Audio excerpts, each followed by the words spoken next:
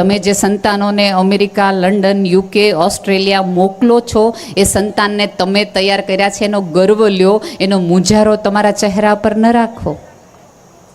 પૂરા ગર્વથી કયો. અમારા જેવી સ્ત્રીઓ તમને પૂછે ને કે શું કરો છો, ત્યારે યાદી આપો કે આટલું આટલું આટલું આટલું બેન કર્યું છે. અત્યારે મોટામાં મોટી તકલીફ એ છે કે 4 સ્ત્રીઓ નોકરી કરે એટલે ઘરમાં રહેતી બધી સ્ત્રીઓને એમ કે તમને ઘરમાં કેમ ગમે? ત્યારે બહુ પ્રેમથી કહેવાય કે બેન ઘરમાં હું સવારે છે ને રસોઈવાળા બેન હોઉં, ફાઇનાન્સર હોઉં, મારા સાસુની હું નર્સ હોઉં, મારા દીકરાની હું કાઉન્સિલર હોઉં, મારા સસરાની હું ડૉક્ટર હોઉં, મારા પાડોશીવાળા બેન છે એની બેનપણી હોઉં. આવા કેટલાય રોલ મારે દિવસ પડે રાખવાના હોય.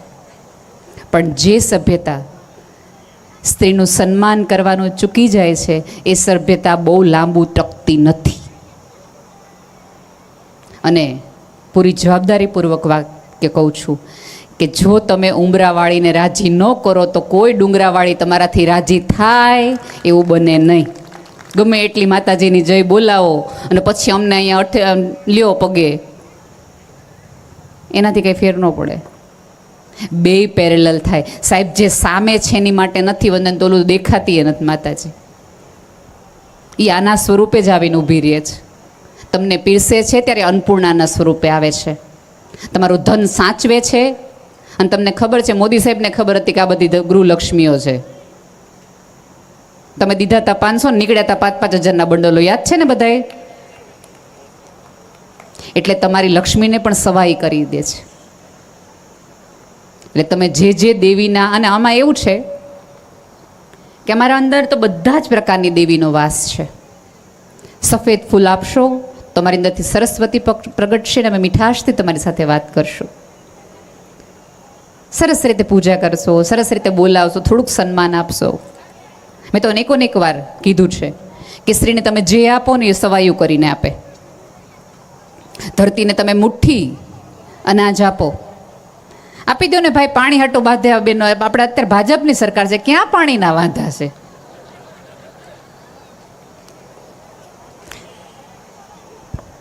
આ સંસ્કારની વાતો થતી દેખાડી દીધું, પાણી હાટવું તો મેં કરીએ જ તે.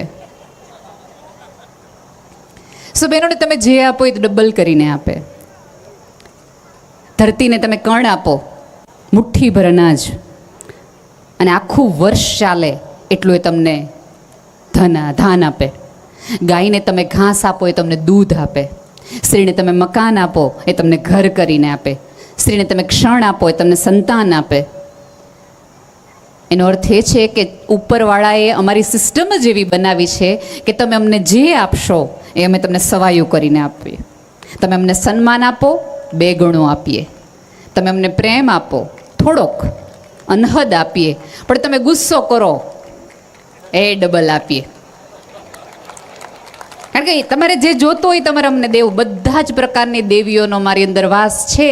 તમારે જે દેવીના દર્શન કરવા હોય એ પ્રમાણે અમારે વ્યવહાર કરવો. મહાકાળી અમારી અંદરથી જ પ્રગટે, બધા જ પ્રકારનું પ્રગટે. જ્યારે વાતો સ્ત્રીના સન્માનની, પુરુષની આવડતની, આ બંને ભેગા થાય ને તો જ સમાજ સ્વસ્થ બને. તમારા સંતાનો ઈચ્છતા હોય કે બહાર ન જાય તો એને ઘરમાં રહેવું ગમવું જોઈએ, એવું વાતાવરણ તમારે બનાવવું જોઈએ. એમને શું કામ વિદેશ વધુ જવું ગમે છે? કારણ કે ત્યાંનું ઘરનું વાતાવરણ એવું છે, થોડી ફ્રીડમ એવી છે. તો આપણે થોડીક આપીએ એમને, થોડીક એમની વિચારધારા પ્રમાણે જીવવાનો પ્રયાસ કરીએ. થોડુંક કે એમ પણ કહીએ, 2 વખત એમની યારે પિઝા ખાધા હશે ને તો એ 4થી વખત તમારી યાર રોટલો ખાશે. પણ પહેલી પિઝા લીધો એ ભેગો જ કકડાટ શરૂ કર્યો ને તે નક્કી કરશે કે આની સામે સાંભળવાનું થતું જ નથી, આની આગળ જવાનું કરતું જ નથી. એટલે તમે જુઓ, જ્યારે વિદેશ જાય છે ત્યારે મહિનાઓ સુધી કોમ્યુનિકેશન ઓછું રાખે છે. કારણ કે અહીંયા આવી ગયા હોય આપણી સલાહોથી. અને આપણે વિચારધારા એવી કરી નાખી. અને એમાંય આપણો વાંક એ છે કે જેટલી શ્રદ્ધા એમને ગૂગલ પર છે એટલી દાદાજી પર નથી. કારણ કે જ્યારે દાદા દાદી આપણા ઘરમાં વૃદ્ધ હોય એની સાથે આપણે વ્યવહાર એવો કરીએ છીએ એટલે સંતાનોને એમ થાય છે કે ઓકે, જ્યારે માણસને વાળ ધોળા આવે, કરચલીઓ પડે, પછી નકામો થઈ જાય છે, કારણ કે આપણે બિહેવ એવું કરીએ છીએ. એક વખત મને ખબર નથી તમારે ત્યાં અહીંયા લગ્નની કેવી સમસ્યાઓ છે, અમારી સાઈડ તો છે. હું તો ઘણી વાર કહું છું કે પહેલાં છોકરાઓને રમતા હોય ત્યારે પૂછીએ ને કે બેટા મામાનું ઘર ક્યાં, તો એમ કે અમરેલી, જુનાગઢ, ભાવનગર, માણાવદર એવું બધું. પણ અત્યારે પૂછો તો કે દાણોન, મધ્યપ્રદેશ ને યુપી ને એ બધું. મામાના ઘરો બદલાઈ ગયા, આખી આખી સભ્યતા બદલાઈ ગઈ, એટલી અઘરું થઈ ગયું છે. એટલે આવી રીતે એક છોકરાના લગ્ન જ નહોતા થતા. માંડ એક ભાઈ રાજી થયા દેવા હાટુ દીકરી દીધી કે. પણ કે અમારી એક શરત છે, તમારે જાન લઈને આવવાની, પણ જાનમાં એક પણ વૃદ્ધને તમારે નહીં લાવવાનું. તમારે દીકરી અમારે દેવી જ છે, તમારું ઘર સરસ છે ને તમારો દીકરો સરસ છે, પણ અમારી શરત એક જ છે કે જાનમાં એક પણ વૃદ્ધ હોવો જોઈએ નહીં. એટલે બધા એમ કીધું દીકરો પરણતો હોય દાદાને ઘરે મૂકી દેશું. પણ દાદા થોડાક અહપાંગડા, એ કે મારી નામને જમીન વેચીને તું આને દીકરો પરણાવશ ને મન જાનમાં નથી લઈ જાવો એમ, એ તો થશે જ નહીં. હું જમીનમાં કાગળીઓ પર સહી ન કરું જો તું મને જાનમાં ન લઈ જાતો. જમીન વેચે તો જ વહુ આવે એમ હતી, અને દાદાને જાનમાં લઈ જવાય એમ હતા નહીં. એટલે પછી એકાદ શિક્ષક હશે ત્યાં, એણે કીધું કે એક કામ કરો, દાદાને હંતાઈને લઈ જાઓ અને એને કહેશું કાંઈ તમે હંતાઈને જાન જોયા રાખજો, લગ્ન જોયા રાખજો, બહાર ન નીકળતા. દાદા કે વાંધો નહીં, પણ લઈ જવો પડશે. એ કે જાન લીલા તોરણે ગઈ, સરસ વેવાએ આગતા સ્વાગતા કરીને સોડા આપીને, પાણી આપીને, ચા આપીને, બધાને હાર તોરા કર્યા બધું. અને થોડી થોડી વાર પૂછો કોઈ વૃદ્ધને લાવ્યા નથી ને, વૃદ્ધને લાવ્યા નથી ને? બધા કે ના ના, જો તમને ક્યાંય દેખાય, બધા દેખાય, બધા હેરડાઈવાળા જો કોઈ દેખાય, બધા દે, તો વાંધો નહીં, તો વાંધો નહીં. ચા પાણી પીલા, વરરાજા તૈયાર થઈ ગયા, હારબાર પહેરાવી ગયો, લીલામ પોખવા ટાણે આવ્યા હતા. પાછા સસરાજી આવ્યા કે તમે બરાબર છે, એક શરત તમારી હતી કે વૃદ્ધ ન જોઈએ એટલે તમે નથી લાવ્યા, પણ મારી બીજી શરત એ છે કે જો મારી દીકરી રેડી જ છે, પંડિતજીએ યજ્ઞ શરૂ જ કરી દીધો છે, હમણાં કરી જ દેવાનું છે, પણ બીજી શરત અમારી એ છે કે અમારા ગામમાં એક નદી છે, એ તમે દૂધની વેવડાવો તો અમે તમારે ત્યાં દીકરી દઈ. એટલે બધા એમ કીધું કે આવું તો કંઈ શક્ય થાય નહીં, ક્યાંથી દૂધની વ્યવસ્થા કરવી, ના તેને બધા મંડ્યા મૂંઝાવાન, બધા સાફા મંડ્યા કાઢવાના, હાર કાઢી નાખ્યા, ચપ્પલ પહેરવા માંડ્યા, વરરાજાએ ત્યાં રોવા જેવો થઈ ગયો. ઓલું બધું ઢોલ શરણાઈના અવાજ બંધ થઈ ગયા ને એટલે દાદા જે હંતાયેલા હતા ને એણે પૂછ્યું કે આ બધું પૂરું થઈ ગયું, ઘરે આવી ગયા? એટલે કે નાના બહાર નીકળી જાઓ, હવે કાંઈ લગ્ન થાય એમ નથી. એટલે કાંઈ કે શું થયું? એ કે આ જોને છોકરીના બાપાએ બીજી શરત મૂકી છે, એ કે દૂધની નદી રાખો ને તો જ તે કે જાન લઈ જવાની, બાકી નથી દીકરી દેવી. એ કે તેમાં મૂંઝાઈ હો ગયા? કે હું મૂંઝાઈ ગયા? એ કે દૂધની નદી એમ હેલી છે. એ કે તમે ખાલી છોકરીના પપ્પાને જઈને એમ કહો કે અમે દૂધની વ્યવસ્થા કરી નાખી છે માણસા ગામમાંથી, આ પાણી ખાલી કરાવી નાખો ખાલી નદીમાંથી. કે આટલું થઈ જાય ને એટલે દૂધની નદી થઈ જાય ને દીકરી આપણે લઈને જશું. ગયા ને પછી એમ કીધું તમારા જાનમાં કોઈ વૃદ્ધ અનુભવી માણસ આવ્યો છે? સાહેબ, જે દાદાને તમે નક્કામાં ગણો છો, તમને કાંઈ ખબર નથી પડતો એ ગણો છો, એ દાદાએ તે જમીન ન વેચી અને તમારી માટે જમીનના ટુકડા રાખી મૂક્યા, કાળી ચામડી કરી, એના આધારે તમે 2 બંગલાવાળા થયા છો. એટલે એમ ન માનતા કે દાદાને ખબર નથી પડતી, એને જીવવાના જલસા પડતા હતા. અને રાધર પૂરી સભાનતાથી કહું છું કે આ છેલ્લી પેઢી છે કે જે માત્ર ને માત્ર પોતાના સંતાન માટે જીવે છે. અત્યારે આમાંના બેઠેલા તમામ વૃદ્ધની સામે કદાચ ભગવાન આવીને ઊભો રહીને કે માગ માગ તારે શું જોવું, તો કોઈ એમ ન કે મને અમિતાભ બચ્ચન બનાવી દો, મને મધુબાલા બનાવી દો. એ આજે એમ કે મારા દીકરો થોડોક દુઃખી છે એને સારું કરાવી દો, મારો નાનો દીકરો થોડોક દુબળો છે એનું ઘર ન થરખું હાલતું, મારી દીકરીને ત્યાં દીકરો નથી કરી દો. આજે તમારા પોતાના માટે નહીં, પોતાના સંતાનો માટે માગતી આ છેલ્લી પેઢી છે જેને આપણે નકામે ગણીએ છીએ. સાહેબ, જેટલા લેવાય એટલા આશીર્વાદ આ પેઢીને લેજો. કારણ કે ડોંગરેજી મહારાજનો એક બહુ સરસ કિસ્સો છે. એક વખત બહુ જ મોટી કથા કરી અને મુંબઈ લઈ ગયા શેઠનું ઘર જોવા માટે. એટલે શેઠે દેખાડ્યું કે આ મારો દીકરાનો રૂમ છે, આ મારી દીકરીનો રૂમ છે, ભગવાનનો રૂમ છે, આ રૂમ છે, અને જો આપણે આરસ નખાવ્યો છે, બધે એસી નખાવ્યા છે, પંખા નખાવ્યા છે. પછી પોતાના રૂમ વખતે એમણે એવું કીધું કે બાપજી બધું જ છે, આરસ છે, ઘર સારું છે, એસી છે, પણ ઊંઘ મને નથી આવતી. ત્યારે ડોંગરેજી મારે જેમ પાછા વળતી વખતે એમ કીધું કે આ પાણા ટાઢા કર્યા ને એના કરતાં કોઈક માણા ટાઢા કર્યા હોત ને તો એની મેળે તને ઊંઘ આવી જાત. આ માણા ટાઢા કરવાની આ છેલ્લી આપણી પાસે અવસર છે. ગંગાજી ન જવાય તો ચાલશે, યજ્ઞ ન થાય તો ન થાય, પણ જ્યાં સુધી આની આંતરડી કકડાવીને તમને એમ લાગતું હોય કે ઓલો 1000 કિલોમીટર દૂર તમને આવીને દર્શન દેશે તો ભૂલી જાજો. એ આવીને એમ કહેશે કે એના સ્વરૂપે જ હું આવ્યો હતો.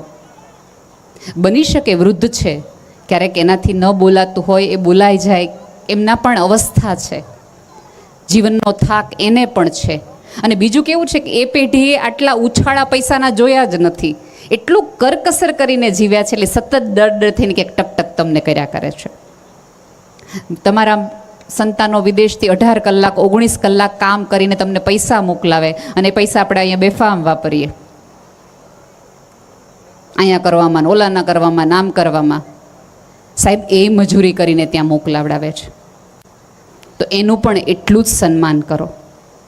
અને સૌથી વધુ મહત્ત્વનું કે જ્યારે કુટુંબનો, સમાજનો દીકરો, આખા તમારા સમાજનો દીકરો ત્યાં કાળી મજૂરી કરીને બરફમાં સવારે 3 વાગે ઉઠીને એ ગેસ સ્ટેશન ખોલીને પોતાની જાતે પુરાવીને પૈસા ભેગા કરીને જ્યારે ગામ માટે કશુંક કરે, ત્યારે ગામવાળા એનું સન્માન ન કરે ને તો આજ પછીના કોઈ સંતાનોને એમ ન થાય કે આ ગામ હાટું ન કરે, ગમે એની હાટું કરે. આપણે ત્યાં મોટામાં મોટી તકલીફ એ છે કે દાતા પાસે લેવાનું હોય ને ત્યારે બહુ લડી પાયે લાગુ કરીએ, પછી વળતી વખતે હાલો બધા ભેગા વહી જાઓ. ખબર નહીં, સન્માન કોકને દેવાનું આવે ને ત્યારે આપણે બધા બહુ તકલીફમાં આવી જાય છે. કોકને પાડવાના હોય ને તો 10 જણા ભેગા થઈ જાય, પણ એક જણને ઊભો કરવાનો હોય ને તો કોઈ ભેગા ન થાય. એટલે એક ધારો કે અહીંયા કોઈ અજાણ્યો માણસ હોય, એના વિશે બધું બહુ સરસ બોલાતું હોય તો એમ કહું કે બહુ સરસ ભાઈની સરસ બધી વાતો કરી. 3 જણા આવીને આપણને કાનમાં કહી જાય તમને શું ખબર હોય એને શું કર્યું ત્યાં જઈને, પણ તમે અહીંયા રહીને શું કરી લીધું છે મારા ભાઈ? એણે કાંઈક તો કર્યું, અને કર્યા પછી એને એનું ગામ તો યાદ આવ્યું કે અહીંયા દેવું જોઈએ, અહીંયા કરવું જોઈએ. તો જે ન્યાથી લાવીને અહીંયા દે છે એનું તો પૂરું સન્માન કરો, કારણ કે ખરેખર એની કાળી મજૂરી ન છે. અને બીજું, તમારા જેના સંતાનો ત્યાં ભણે છે, ત્યાં રહે છે, એમને નમ્ર વિનંતી છે કે અહીંયા આવીને સાચી વાતો કરે કે ત્યાં કેટલી તકલીફ છે. ઇન્સ્ટાગ્રામમાં ફોટા જોઈને, બરફમાં જોઈને ત્યાં કોઈ એવા જલસા નથી. અને હવે ભારત એવું ગરીબ નથી કે બધાએ ત્યાં કરવો. જેટલી મહેનત તમે ત્યાં કરો છો એની થોડીક પણ મહેનત અહીંયા કરો ને તો ઘણું બધું સારું છે. કારણ કે હવે ત્યાંના કાયદાઓ બદલાઈ ગયા છે, ત્યાં એટલા કલાક કામ કરવા નથી દેતા, ત્યાં મોંઘવારી એટલી વધી ગઈ છે. પણ ઓલું શું, આપણે સમાજમાં 3 જણા વચ્ચે રોલા પાડવા હોય, બહેનોને ખાસ, અમારો દીકરો ન્યા છે. અને પાછા એમાં ને એમાં બહેનોને, અને મોટામાં મોટી અત્યારે તો સમસ્યા લગ્નની એ છે કે ન્યા મજૂરી કરી ચાલે, પણ અહીંયા સરસ વેલ સેટ હોય તો અહીંયા નહીં. જે છોકરીને ક્યારેય જમીનમાં જવું ન હોય, ખેતરમાં પગ ન મૂકવો હોય, એના મમ્મી પપ્પા એમ પૂછે જમીન હોય દીકરી દેવી, વિદેશ હોય તો અમારે તમને દેવી.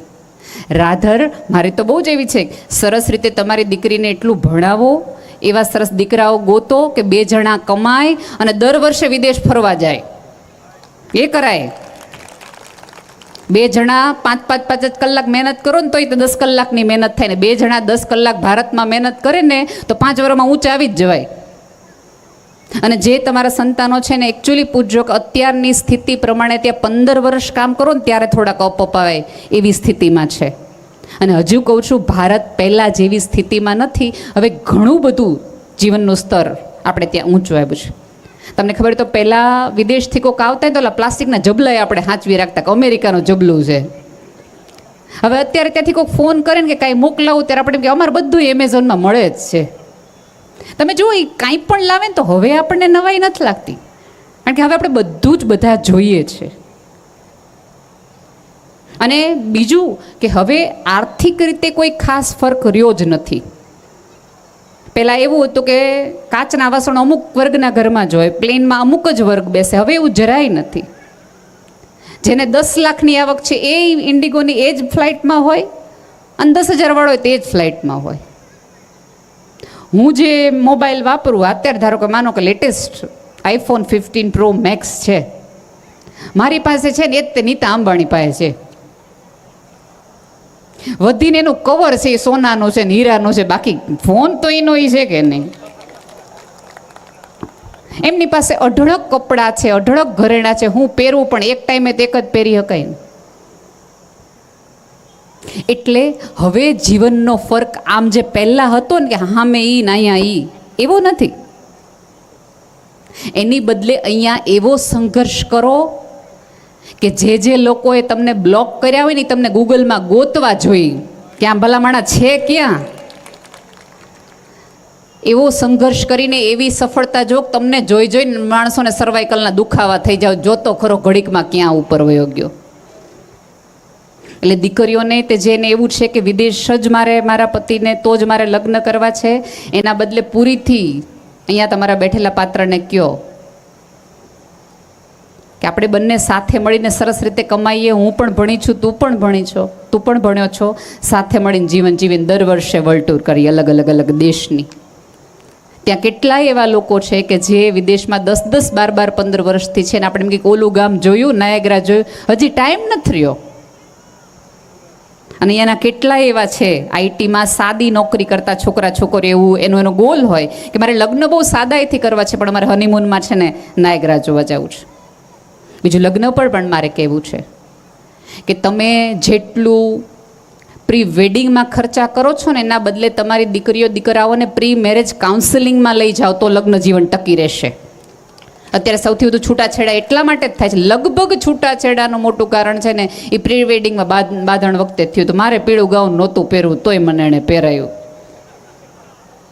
અને ઓલો ફોટોગ્રાફર એમ કે ગાઉન પકડી લ્યો ને ભાઈ 3 વખત પકડ્યા પછી ધડ દઈને હેઠું મૂકે, બધાય વચ્ચે તું મને ખીજાણો. લગ્ન છે એ બે વ્યક્તિ વચ્ચેનો સાવ અંગત બાબત છે. મોટા લગ્ન કરો એટલે લગ્ન ચાલે એવા કોઈ નિયમ નથી. અત્યારે આ ફોટોગ્રાફર ભાઈને પૂછજો તો પહેલાં છે ને લગ્નમાં એડવાન્સ નહોતા લેતા, એ તો લેવા માંડ્યા કે તમે પછી જેમ ફોટા પડીને ઘરે ન મોકલી તેમ કે હવે છૂટું થઈ ગયું, મારા આલ્બમ નથી જોતો એ કે. એટલે એ લોકો પહેલે જ પૈસા લઈ લે. પૂછો લ્યો ને કે આ કાંઈ નક્કી નહીં. એટલાય રાધર વેબ સિરીઝ ચાલે જ ને એટલાય લગ્ન નથી હાલતા, એમાંય સિઝન 2, 3, 4 આવે. થોડુંક દીકરીઓને શું સહન કરવું ને શું ન કરવું એ સમજાવો, અને દીકરાને સમજાવો કે શિક્ષિત દીકરાની વહુ લાવો છો તો એની સાથે કેવો વ્યવહાર કરવો. તમે પૂરી સન્માનથી અને સભાનતાથી સામેવાળા પાત્રને કહો કે રિયલ ડાયમંડ કે સોનાની બંગડી હું મારા પગારમાંથી લઈ લઈશ પણ જાહેરમાં અપમાન નહીં ચલાવું. આ નહીં થાય. પણ વસ્તુની ડિમાન્ડ કરશો ને તો સામે પાછી વસ્તુ જ આવશે, સન્માન નહીં આવે. દુકાનમાં જાઓ ને તો છેતરાઈને જ આવવાનું હોય. સંબંધમાં સમજદાર બનાય, દુકાનદાર ન બનાય તો સંબંધો લાંબા ચાલે. થોડી લગ્નમાં સાદાઈ રાખો સાહેબ. તમારા લગ્નના ભભકા જોઈ કેટલી તમારી આજુબાજુની મામા માસી કુટુંબની દીકરીઓ ને સતત એક મગજમાં એક કણસ રહી જાય કે મારા બાપને ત્યાં આવું નથી એટલે મારા લગ્ન આવા નહીં થાય, આવું નહીં થાય.